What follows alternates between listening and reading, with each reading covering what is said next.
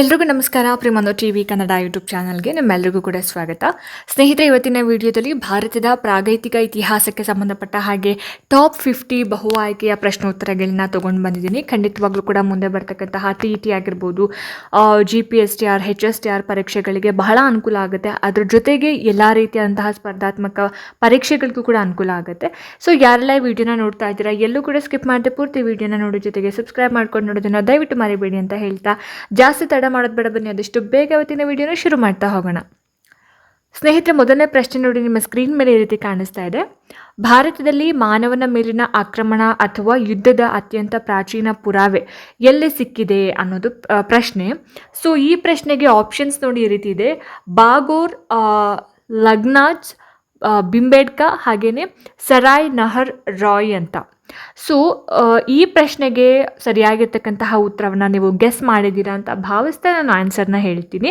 Option 4 ಸರಾಯ್ ನಹರ್ ರಾಯ್ ಅನ್ನೋದು ಸರಿಯಾದ ಉತ್ತರ ಆಗುತ್ತೆ. ಓಕೆನಾ? ಉತ್ತರ ಪ್ರದೇಶದ ಸರಾಯ್ ನಹರ್ ರಾಯ್ನಲ್ಲಿ ಮೂಳೆಗಳ ಒಳಗೆ ಬಾಣದ ಮೊನೆ ಸಿಲುಕಿರುವಂತಹ ಒಂದು ಅಸ್ಥಿಪಂಜರ ಸಿಕ್ಕಿದ್ದು. ಸೊ ಇದು ಪ್ರಾಚೀನ ಕಾಲದಲ್ಲಿ ನಡೆದಂತಹ ಮಾನವ ಸಂಘರ್ಷ ಅಥವಾ ಕೊಲೆಯ ಒಂದು ಅತ್ಯಂತ ಹಳೆಯ ಸಾಕ್ಷಿ ಅಂತ ಹೇಳ್ಬೋದು. ಸೊ ಹಾಗಾಗಿ ಆಪ್ಷನ್ 4 ಸರಿಯಾಗಿರ್ತಕ್ಕಂತಹ ಉತ್ತರ ಆಗಿರುತ್ತೆ. ಎರಡನೇ ಒಂದು ಪ್ರಶ್ನೆ: ದಕ್ಷಿಣ ಭಾರತದಲ್ಲಿ ಕಬ್ಬಿಣದ ಬಳಕೆಯ ಆರಂಭಿಕ ಪುರಾವೆ ಯಾವ ನೆಲೆಯಲ್ಲಿ ಪತ್ತೆಯಾಗಿದೆ ಅಂತ. ಆಪ್ಷನ್ ನೋಡಿ ಇಲ್ಲಿ: ಹಲ್ಲೂರು, ಪೈವಂಪಲ್ಲಿ, ಬ್ರಹ್ಮಗಿರಿ, ಹಾಗೆಯೇ 4ನೇ ಆಪ್ಷನ್ ಬಂದು ಮಸ್ಕಿ ಅಂತ ಇದೆ. So the correct answer for this question option 1 Hallur ಅನ್ನೋದು ಸರಿಯಾಗಿರ್ತಕ್ಕಂತಹ ಒಂದು ಆನ್ಸರ್ ಅಂತ ಹೇಳ್ಬೋದು. ಸೊ ಕರ್ನಾಟಕದ ಹಾವೇರಿ ಜಿಲ್ಲೆಯ ಹಲ್ಲೂರು ಅನ್ನುವಂತಹ ಒಂದು ಪ್ರಾಂತ್ಯದಲ್ಲಿ ಕಬ್ಬಿಣದ ಆಯುಧಗಳು ಮತ್ತು ಕಬ್ಬಿಣ ಕರಗಿಸುವಂತಹ ಒಂದು ಕುಲುಮೆಗಳು ನಮಗೆ ಸಿಕ್ಕಿರುವಂಥದ್ದು. ಇದು ದಕ್ಷಿಣ ಭಾರತದಲ್ಲಿ ಕಬ್ಬಿಣದ ಯುಗದ ಒಂದು ಆರಂಭವನ್ನು ಬಹಳ ಸ್ಪಷ್ಟವಾಗಿ ತೋರಿಸುತ್ತೆ. ಹಾಗಾಗಿ ಆಪ್ಷನ್ 1 ಹಲ್ಲೂರು ಸರಿಯಾಗಿರ್ತಕ್ಕಂತಹ ಒಂದು ಆನ್ಸರ್ ಆಗಿರುತ್ತೆ. ಮೂರನೇ ಒಂದು ಪ್ರಶ್ನೆ: ತಾಮ್ರಶಿಲಾಯುಗದ ಅತಿದೊಡ್ಡ ನೆಲೆಯಾದ ದೈಮಾಬಾದ್ನಲ್ಲಿ ಯಾವ ಪ್ರಸಿದ್ಧ ವಸ್ತು ಸಿಕ್ಕಿದೆ ಅಂತ ಕೇಳಿದ್ದಾರೆ. ತಾಮ್ರಶಿಲಾಯುಗದ ಅತಿದೊಡ್ಡ ನೆಲೆ ಯಾವುದು? ದೈಮಾಬಾದ್. ಈ ಒಂದು ದೈಮಾಬಾದ್ನಲ್ಲಿ ಯಾವ ವಸ್ತು ಸಿಕ್ಕಿದೆ ಅನ್ನೋದು ಪ್ರಶ್ನೆ. ಆಪ್ಷನ್ ನೋಡಿಲಿ: ಮಣ್ಣಿನ ಆಟಿಕೆ, ಕಲ್ಲಿನ ದೇವಾಲಯ, ಕಂಚಿನ ರಥ, ಹಾಗೆಯೇ 4ನೇ ಆಪ್ಷನ್ ಬಂದ್ಬಿಟ್ಟು ಚಿನ್ನದ ನಾಣ್ಯ ಅಂತ 4 ಆಯ್ಕೆಗಳಿದ್ದಾವೆ. ಸೊ ಈ ಪ್ರಶ್ನೆಗೆ ಸರಿಯಾಗಿರ್ತಕ್ಕಂಥ ಒಂದು ಆನ್ಸರ್ ಅಂತ ಬಂದಾಗ ನಾವು ಆಯ್ಕೆ 3ನ್ನ ಸೆಲೆಕ್ಟ್ ಮಾಡ್ಕೋಬಹುದು, ಕಂಚಿನ ರಥ ಅಂತ. ಸೊ ಮಹಾರಾಷ್ಟ್ರದಲ್ಲಿ ಬರುತ್ತೆ ಈ ದೈಮಾಬಾದ್. ಸೊ ಮಹಾರಾಷ್ಟ್ರದ ದೈಮಾಬಾದ್ ಅನ್ನುವಂತಹ ಒಂದು ಪ್ರಾಂತ್ಯದಲ್ಲಿ ಕಂಚಿನಿಂದ ಮಾಡಿದ ಎತ್ತುಗಳು ಎಳಿತಾ ಇರತಕ್ಕಂತಹ ಒಂದು ರಥ ಮತ್ತೆ ಸಾರಥಿಯ ವಿಗ್ರಹ ದೊರೆತಿರೋ ಅಂಥದ್ದು. ಇದು ಆ ಒಂದು ಕಾಲದ ಅತ್ಯುತ್ತಮ ಲೋಹದ ತಂತ್ರಜ್ಞಾನಕ್ಕೆ ಸಾಕ್ಷಿಯಾಗಿದೆ ಅಂತ ಹೇಳ್ಬೋದು. ಸೊ ಹಾಗಾಗಿ ಆಪ್ಷನ್ 3 ಕಂಚಿನ ರಥ ಅನ್ನೋದು ಸರಿಯಾಗಿರ್ತಕ್ಕಂತಹ ಒಂದು ಆನ್ಸರ್ ಆಗುತ್ತೆ. 4ನೇ ಒಂದು ಪ್ರಶ್ನೆ ನೋಡಿ: ಕರ್ನಾಟಕದ ಯಾವ ಪ್ರಾಗೈತಿಹಾಸಿಕ ನೆಲೆಯನ್ನ ಕಲ್ಲಿನ ಕೊಡಲಿಗಳ ಕಾರ್ಖಾನೆ ಎಂದು ಕರೆಯಲಾಗುತ್ತದೆ ಅಂತ ಕೇಳಿದ್ದಾರೆ. ಅಂದರೆ ನಮ್ಮ ಕರ್ನಾಟಕದಲ್ಲಿ ಯಾವ ಒಂದು ಐತಿಹಾಸಿಕ ಸ್ಥಳವನ್ನ ಕಲ್ಲಿನ ಕೊಡಲಿಗಳ ಕಾರ್ಖಾನೆ ಅಂತ ಹೇಳಿ ಕರೀತಾರೆ ಅಂತ. ಸೊ ಆಪ್ಷನ್ಸ್ ನೋಡಿ ಇಲ್ಲಿ: Tekkalakota, option 2 Sanganakallu, option 3 T Narasipura, option 4 Hunasagi ಅಂತ ಇದೆ. ಸೊ ನೆನಪಿಟ್ಕೊಳ್ಳಿ, ಕಲ್ಲಿನ ಕೊಡಲಿಗಳ ಕಾರ್ಖಾನೆ ಅಂತ ಆಪ್ಷನ್ 2 ಸಂಗನಕಲ್ಲು ಈ ಪ್ರಾಂತ್ಯವನ್ನು ಕರೀತಾರೆ. ಸೊ ಇದೆಲ್ಲಿದೆ ಸಂಗನಕಲ್ಲು ಅಂದರೆ ಬಳ್ಳಾರಿ ಜಿಲ್ಲೆಯ ಸಂಗನಕಲ್ಲು ನವಶಿಲಾಯುಗದ ಒಂದು ಪ್ರಮುಖ ನೆಲೆ ಅಂತ ಹೇಳ್ಬೋದು. ಇಲ್ಲಿ ಕಲ್ಲಿನ ಆಯುಧಗಳನ್ನ ತಯಾರಿಸುವಂತಹ ದೊಡ್ಡ ಪ್ರಮಾಣದ ಕಾರ್ಯಾಗಾರಗಳು ಮತ್ತೆ ಕಚ್ಚಾ ವಸ್ತುಗಳು ನಮಗೆ ಸಿಕ್ಕಿರೋದ್ರಿಂದ ಏನಂತ ಹೇಳ್ತೀವಿ, ಸಂಗನಕಲ್ಲು ಪ್ರಾಂತ್ಯಕ್ಕೆ ಕಲ್ಲಿನ ಕೊಡಲಿಗಳ ಕಾರ್ಖಾನೆ ಅಂತ ಹೇಳಿ ಕರೆಯುವಂಥದ್ದು. ಸೊ ಆಪ್ಷನ್ 2 ಸರಿಯಾಗಿರ್ತಕ್ಕಂತಹ ಒಂದು ಆನ್ಸರ್ ಆಗುತ್ತೆ. 5ನೇ ಪ್ರಶ್ನೆ: ಹರಪ್ಪ ನಾಗರಿಕತೆಗೆ ಹೆಚ್ಚಿನ ಪ್ರಮಾಣದಲ್ಲಿ ತಾಮ್ರವನ್ನು ಪೂರೈಸ್ತಾ ಇದ್ದ ರಾಜಸ್ಥಾನದ ಪ್ರಮುಖ ಸಂಸ್ಕೃತಿ ಯಾವುದು ಅಂತ ಕೇಳಿದ್ದಾರೆ. ಸೊ ಈ ಪ್ರಶ್ನೆಗೆ ಆಪ್ಷನ್ಸ್ ನೋಡಿಲಿ: ಗಣೇಶ್ವರ್ ಸಂಸ್ಕೃತಿ, ಮಾಲ್ವಾ ಸಂಸ್ಕೃತಿ, ಜೋರ್ವೆ ಸಂಸ್ಕೃತಿ, ಹಾಗೆ 4ನೇ ಒಂದು ಆಯ್ಕೆ ಆಹಾರ್ ಸಂಸ್ಕೃತಿ ಅಂತ ಇದೆ. ಸೊ ಈ ಪ್ರಶ್ನೆಗೆ ಸರಿಯಾಗಿರ್ತಕ್ಕಂತಹ ಒಂದು ಆನ್ಸರ್ ಅಂತ ಬಂದಾಗ ನಾವು ಆಯ್ಕೆ 1ನ್ನ ಸೆಲೆಕ್ಟ್ ಮಾಡ್ಕೋತೀವಿ, ಗಣೇಶ್ ಸಂಸ್ಕೃತಿ ಅನ್ನೋದು. ಓಕೆ, ಗಣೇಶ್ವರ್ ಸಂಸ್ಕೃತಿ ಅಂತ. ಸೊ ರಾಜಸ್ಥಾನದ ಖೇತ್ರಿ ಗಣಿ ಪ್ರದೇಶದ ಬಳಿ ಬೆಳೆದಂತಹ ಈ ಒಂದು ಗಣೇಶ್ವರ್ ಜೋಧ್ಪುರ ಸಂಸ್ಕೃತಿಯು ತಾಮ್ರದ ಒಂದು ಉತ್ಪಾದನೆಗೆ ಹೆಸರುವಾಸಿಯಾಗಿತ್ತು. ಆಮೇಲೆ ಇವರು ಸಿಂಧೂ ಕಣಿವೆಯ ಜನರಿಗೆ ಬಹಳ ಪ್ರಮಾಣದಲ್ಲಿ ತಾಮ್ರವನ್ನು ರಫ್ತು ಮಾಡ್ತಾ ಇದ್ರು. ಹಾಗಾಗಿ ಈ ಪ್ರಶ್ನೆಗೆ ಗಣೇಶ್ವರ್ ಸಂಸ್ಕೃತಿ ಅನ್ನೋದನ್ನ ಆನ್ಸರ್ ಅಂತ ಕನ್ಸಿಡರ್ ಮಾಡ್ಬೋದು. ಮುಂದಿನ ಪ್ರಶ್ನೆ 6ನೇ ಪ್ರಶ್ನೆ. ರಾಜಸ್ಥಾನದ ಪ್ರಸಿದ್ಧ ಪ್ರಾಗೈತಿಹಾಸಿಕ ನೆಲೆಯಾದ ಬಾಗೋರನ್ನು ಉತ್ಖನನ ಮಾಡಿದ ಪುರಾತತ್ವ ಶಾಸ್ತ್ರಜ್ಞ ಯಾರು ಅಂತ ಪ್ರಶ್ನೆ ಕೇಳಿದ್ದಾರೆ. ಸೊ ಈ ಪ್ರಶ್ನೆಗೆ ಸರಿಯಾಗಿರ್ತಕ್ಕಂತಹ ಆನ್ಸರ್ನ ನೋಡೋಕ್ಕಿಂತ ಮುಂಚೆ ಆಪ್ಷನ್ಸ್ ನೋಡಿ. Dayaram Sahni, SR Rao, John Marshall, ಹಾಗೆ 4ನೇ ಆಪ್ಷನ್ ಬಂದ್ಬಿಟ್ಟು VN ಮಿಶ್ರಾ ಅಂತ ಇದೆ. So the correct answer for this question option 4 VN Mishra ಅನ್ನೋದು ಸರಿಯಾಗಿರ್ತಕ್ಕಂಥ ಒಂದು ಆನ್ಸರ್ ಆಗುತ್ತೆ. ಸೊ VN ಮಿಶ್ರಾ ಅವರೇನಿದ್ದಾರೆ ರಾಜಸ್ಥಾನದ ಬಾಗೋರ್ ನೆಲೆಯನ್ನ ಉತ್ಖನನ ಮಾಡ್ತಾರೆ. ಇದು ಭಾರತದ ಅತಿ ದೊಡ್ಡ ಮಧ್ಯಶಿಲಾಯುಗದ ನೆಲೆಗಳಲ್ಲಿ ಒಂದು.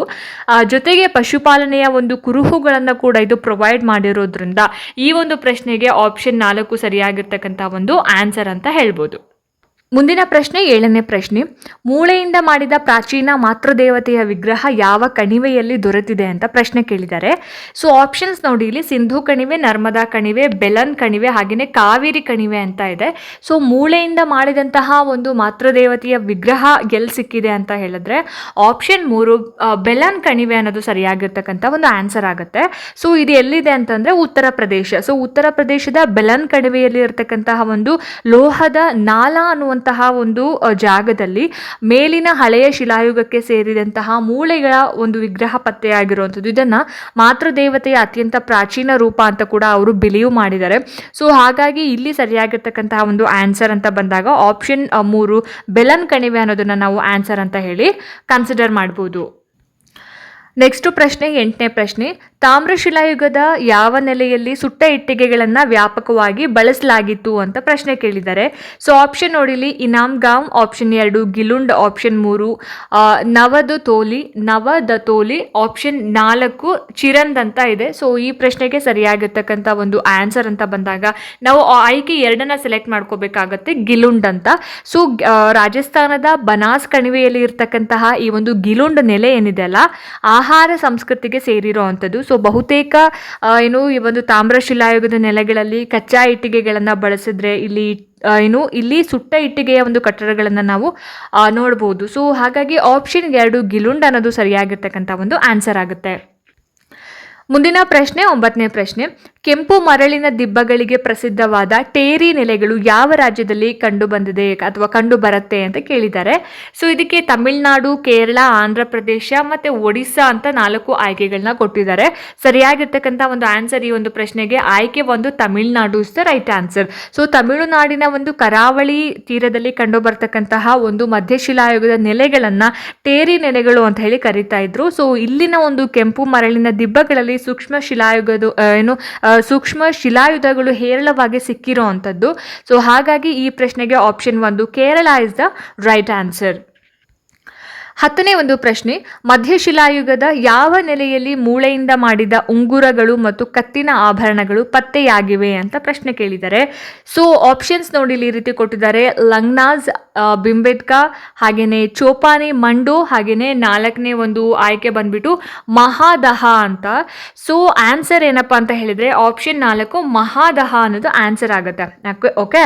ಸೊ ಉತ್ತರ ಪ್ರದೇಶದ ಪ್ರತಾಪಗಢ ಜಿಲ್ಲೆಯ ಮಹಾದಹ ನೆಲೆಯಲ್ಲಿ ಅಂದ್ರೆ ಒಂದು ಪ್ರಾಂತ್ಯದಲ್ಲಿ ಜಿಂಕೆಯ ಕೊಂಬು ಮತ್ತೆ ಮೂಳೆಗಳಿಂದ ಮಾಡಿದಂತಹ ಆಭರಣಗಳು ಸಿಕ್ಕಿರುವಂಥದ್ದು. ಸೊ ಇದು ಆ ಕಾಲದ ಜನರ ಕಲಾತ್ಮಕ ಆಸಕ್ತಿಯನ್ನ ತೋರಿಸುತ್ತೆ. ಅಂದ್ರೆ ಎಷ್ಟು ಮಟ್ಟಿಗೆ ಕಲೆಗೆ ಎಷ್ಟು ಇಂಪಾರ್ಟೆನ್ಸ್ ಅನ್ನ ಕೊಟ್ಟಿದ್ರು ಅನ್ನೋದನ್ನ ನಾವು ಈ ಮೂಲಕ ತಿಳ್ಕೊಬಹುದು. ಸೊ ಆಪ್ಷನ್ 4 ಸರಿಯಾಗಿರ್ತಕ್ಕಂಥ ಒಂದು ಆನ್ಸರ್ ಆಗುತ್ತೆ.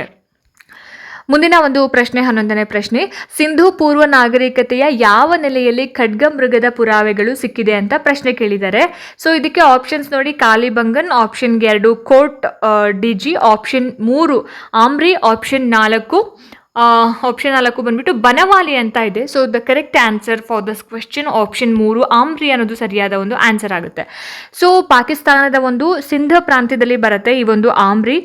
ಈ ಒಂದು ಪ್ರಾಂತ್ಯದಲ್ಲಿ ಭಾರತೀಯ ಖಡ್ಗಮೃಗದ ಪಳೆಯುಳಿಕೆಗಳು ಸಿಕ್ಕಿರುವಂಥದ್ದು. ಇದು ಆವಾಗಿನ ಕಾಲದ ಒಂದು ಎನ್ವಿರಾನ್ಮೆಂಟ್ ಅಂದ್ರೆ ಪರಿಸರ ಮತ್ತೆ ಪ್ರಾಣಿ ಸಂಕುಲದ ಬಗ್ಗೆ ಎಷ್ಟು ಇಂಪಾರ್ಟೆನ್ಸ್ ಅನ್ನ ಕೊಟ್ಟಿದ್ರು ಅನ್ನೋದ್ರ ಬಗ್ಗೆ ನಮಗೆ ಮಾಹಿತಿಯನ್ನು ಕೊಡುತ್ತೆ. ಸೊ ಹಾಗಾಗಿ ಆಪ್ಷನ್ 3 ಆಮ್ರಿ ಅನ್ನೋದು ಸರಿಯಾಗಿರ್ತಕ್ಕಂಥ ಒಂದು ಆನ್ಸರ್ ಆಗುತ್ತೆ.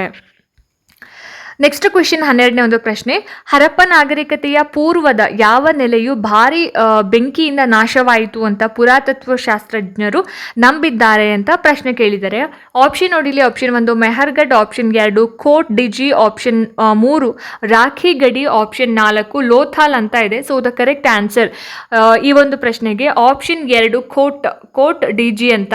ಸೊ ಇದು ಆನ್ಸರ್ ಆಗುತ್ತೆ. ಸೊ ಕೋಟ್ ಡಿಜಿ ನೆಲೆಯಲ್ಲಿ ನಡೆದಂತಹ ಒಂದು ಉತ್ಖನನದಲ್ಲಿ ದಪ್ಪನೆಯ ಬೂದಿಯ ಪದರ ಪತ್ತೆಯಾಗಿತ್ತು. ಓಕೆ, ಸೊ ಇದು ಕಂಪ್ಲೀಟ್ ಆಗಿ ಈ ಒಂದು ಸಂಪೂರ್ಣ ನಗರ ಏನಿದೆ ಬೆಂಕಿಗೆ ಆಹುತಿಯಾಗಿ ನಾಶವಾಯಿತು ಅನ್ನೋದನ್ನ ಸ್ಪಷ್ಟಪಡಿಸುತ್ತೆ. ಸೊ ಹಾಗಾಗಿ ಈ ಪ್ರಶ್ನೆಗೆ ಆಪ್ಷನ್ 2 ಸರಿಯಾಗಿರ್ತಕ್ಕಂತಹ ಒಂದು ಆನ್ಸರ್ ಆಗುತ್ತೆ. ಮುಂದಿನ ಪ್ರಶ್ನೆ 13ನೇ ಪ್ರಶ್ನೆ. ಪ್ರಪಂಚದಲ್ಲಿಯೇ ಅತ್ಯಂತ ಹಳೆಯ ಉಳುವ ಭೂಮಿ ಯಾವ ನೆಲೆಯಲ್ಲಿ ಪತ್ತೆಯಾಗಿದೆ ಅಂತ ಕೇಳಿದ್ದಾರೆ. ಸೊ ಈ ಪ್ರಶ್ನೆಗೆ ಆಪ್ಷನ್ಸ್ ನೋಡಿಲಿ, Kalibangan, option 2 Dholavira, option 3 Chanhudaro, option 4 ನೋಡಿಲಿ ಏನು ಕೊಟ್ಟಿದ್ದಾರೆ, ಆಪ್ಷನ್ 4 ಬಂದ್ಬಿಟ್ಟು ಸುರ್ಕೋತಡ ಅಂತ ಇದೆ. ಸೊ ಇಲ್ಲಿ ಈ ಪ್ರಶ್ನೆಗೆ ಸರಿಯಾದ ಒಂದು ಉತ್ತರ ಆಪ್ಷನ್ 1 ಕಾಲಿಬಂಗನ್. ಓಕೆ, ಸೊ ರಾಜಸ್ಥಾನದಲ್ಲಿ ಇರುವಂಥದ್ದು ಇದು ಕಾಲಿಬಂಗನ್. ಈ ಒಂದು ಪ್ರಾಂತ್ಯದಲ್ಲಿ ಹರಪ್ಪ ಪೂರ್ವ ಕಾಲದ ಒಂದು ಉಳಿದಂತಹ ಹೊಲದ ಗುರುತುಗಳು ಸ್ಪಷ್ಟವಾಗಿ ನಮಗೆ ಕಂಡು ಬಂದಿರುವಂಥದ್ದು. ಸೊ ಇಲ್ಲಿ ಬೆಳೆಗಳನ್ನು ಮಿಶ್ರ ಮಾಡಿ ಬೆಳೆಯುವಂತಹ ಒಂದು ಪದ್ಧತಿ ಕೂಡ ಇತ್ತು ಅನ್ನೋದೇ ಅಲ್ಲಿನ ಒಂದು ಸ್ಪೆಷಾಲಿಟಿ. ಸೊ ಹಾಗಾಗಿ option 1 Kalibangan is the right answer. ಮುಂದಿನ ಪ್ರಶ್ನೆ 14ನೇ ಪ್ರಶ್ನೆ. ದಕ್ಷಿಣ ಭಾರತದ ಬೃಹತ್ ಶಿಲಾಯುಗದ ಸಮಾಧಿಗಳಲ್ಲಿ ಶವಗಳನ್ನು ಸಾಮಾನ್ಯವಾಗಿ ಯಾವ ದಿಕ್ಕಿನಲ್ಲಿ ಹೂಳಲಾಗ್ತಾ ಇತ್ತು ಅಂತ ಪ್ರಶ್ನೆ ಕೇಳಿದ್ದಾರೆ. ಸೊ ಆಪ್ಷನ್ಸ್ ನೋಡಿ ಇಲ್ಲಿ, ಉತ್ತರ ದಕ್ಷಿಣ, ಆಪ್ಷನ್ 2 ದಕ್ಷಿಣ ಉತ್ತರ, ಆಪ್ಷನ್ 3 ಪೂರ್ವ ಪಶ್ಚಿಮ ಅಂಡ್ ಆಪ್ಷನ್ 4 ಪಶ್ಚಿಮ ಪೂರ್ವ ಅಂತ ಇದೆ. ಸೊ ಇದಕ್ಕೆ ಸರಿಯಾದ ಉತ್ತರ ಬಂದ್ಬಿಟ್ಟು ಆಪ್ಷನ್ 3 ಪೂರ್ವ ಪಶ್ಚಿಮ ಅನ್ನೋದು ಆನ್ಸರ್ ಆಗುತ್ತೆ. ಆಯ್ತಾ. ಸೊ ದಕ್ಷಿಣ ಭಾರತದ ಬೃಹತ್ ಶಿಲಾಯುಗದ ಸಮಾಧಿಗಳಲ್ಲಿ ಶವಗಳ ತಲೆಯನ್ನ ಪೂರ್ವಕ್ಕೆ ಮತ್ತೆ ಕಾಲುಗಳನ್ನ ಪಶ್ಚಿಮಕ್ಕೆ ಬರೋ ಹಾಗೆ ಅವ್ರನ್ನ ಏನು ಮಾಡ್ತಾ ಇದ್ರು, ಮಣ್ಣು ಮಾಡ್ತಾ ಇದ್ರು. ಸೊ ಇದು ಅವರ ಒಂದು ಧಾರ್ಮಿಕ ನಂಬಿಕೆಗಳನ್ನ ಆಧರಿಸಿರುತ್ತೆ. ಅಂದ್ರೆ ಯಾವ ರೀತಿಯಾಗಿ ಅವರು ಧಾರ್ಮಿಕತೆಯನ್ನ ಅವಲಂಬಿಸಿದ್ರು ಅನ್ನೋದನ್ನ ಇದ್ರ ಮುಖಾಂತರ ನಾವು ತಿಳ್ಕೊಬಹುದು. ಸೊ ಹಾಗಾಗಿ ಆಪ್ಷನ್ 3 ಪೂರ್ವ ಪಶ್ಚಿಮ ಅನ್ನೋದು ಸರಿಯಾದ ಒಂದು ಆನ್ಸರ್ ಆಗುತ್ತೆ. ಮುಂದಿನ ಪ್ರಶ್ನೆ 15ನೇ ಪ್ರಶ್ನೆ. ಪ್ರಸಿದ್ಧ ತಾಮ್ರದ ನಿಧಿ ಸಂಸ್ಕೃತಿ ಪ್ರಧಾನವಾಗಿ ಭಾರತದ ಯಾವ ಭೌಗೋಳಿಕ ಪ್ರದೇಶದಲ್ಲಿ ಕಂಡುಬರುತ್ತದೆ ಅಂತ ಪ್ರಶ್ನೆ ಕೇಳಿದ್ದಾರೆ. ಸೊ ಈ ಪ್ರಶ್ನೆಗೆ ಆಪ್ಷನ್ಸ್ ನೋಡಿಲಿ, ದಖನ್ ಪ್ರಸ್ಥಭೂಮಿ, ಮರುಭೂಮಿ ಪ್ರದೇಶ, ಪಶ್ಚಿಮ ಘಟ್ಟಗಳು, ಹಾಗೆಯೇ 4ನೇ ಒಂದು ಆಯ್ಕೆ ಬಂದ್ಬಿಟ್ಟು ಗಂಗಾ ಯಮುನಾ ದೋ ಅಬ್ ಅಂತ ಇದೆ. ಸೊ ಈ ಪ್ರಶ್ನೆಗೆ ಸರಿಯಾದ ಒಂದು ಆನ್ಸರ್ ಅಂತ ಬಂದಾಗ ನಾವು ಆಯ್ಕೆ 4 ಗಂಗಾ ಯಮುನಾ ದೋ ಅಬ್ ಅನ್ನೋದು ಆನ್ಸರ್ ಆಗುತ್ತೆ.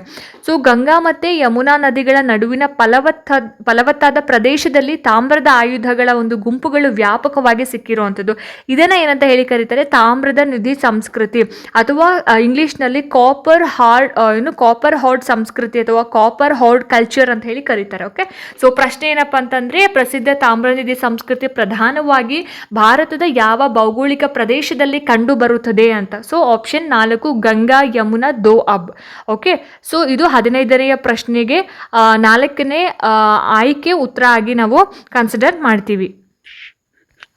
ಸೊ ನೋಡಿದ್ರಲ್ಲ ಸ್ನೇಹಿತರೆ, ಇದಾಗಿತ್ತು ಇವತ್ತಿನ ಪ್ರಾಗೈತಿಹಾಸಿಕ ಕಾಲಕ್ಕೆ ಸಂಬಂಧಪಟ್ಟ ಹಾಗೆ ಪ್ರಾಗೈತಿಹಾಸಿಕ ಸಂಸ್ಕೃತಿಗೆ ಸಂಬಂಧಪಟ್ಟ ಹಾಗೆ ಒಂದಷ್ಟು ಪ್ರಮುಖ ಪ್ರಶ್ನೋತ್ತರಗಳು. ಹೋಪ್ ಈ ವಿಡಿಯೋ ನಿಮ್ಗೆ ಇಷ್ಟ ಆಯಿತು, ಅನುಕೂಲ ಆಯಿತು ಅಂತ ಭಾವಿಸ್ತೀನಿ. ಇದರ ಮುಂದುವರೆದ ಭಾಗವನ್ನು ಆದಷ್ಟು ಬೇಗ ಅಪ್ಲೋಡ್ ಮಾಡ್ತೀನಿ. ಸೊ ಇದೇ ರೀತಿ ಹೆಚ್ಚಿನ ವೀಡಿಯೋಸ್ಗಳಿಗೋಸ್ಕರ ನಿರಂತರವಾಗಿ ನನ್ನ ಚಾನಲನ್ನು ನೋಡ್ತಾ ಇರಿ. ಏನೇ ಡೌಟ್ಸ್ ಇದ್ರೂ ಕೂಡ ನನಗೆ ಕಾಮೆಂಟ್ ಸೆಕ್ಷನಲ್ಲಿ ತಿಳಿಸಿ ಅಂತ ಹೇಳ್ತಾ ಮುಂದಿನ ವೀಡಿಯೋಸ್ಗಳಲ್ಲಿ ನಾನು ನಿಮಗೆ ಸಿಗ್ತೀನಿ. ಅಲ್ಲಿ ತನಕ ಎಲ್ರಿಗೂ ನಮಸ್ಕಾರ.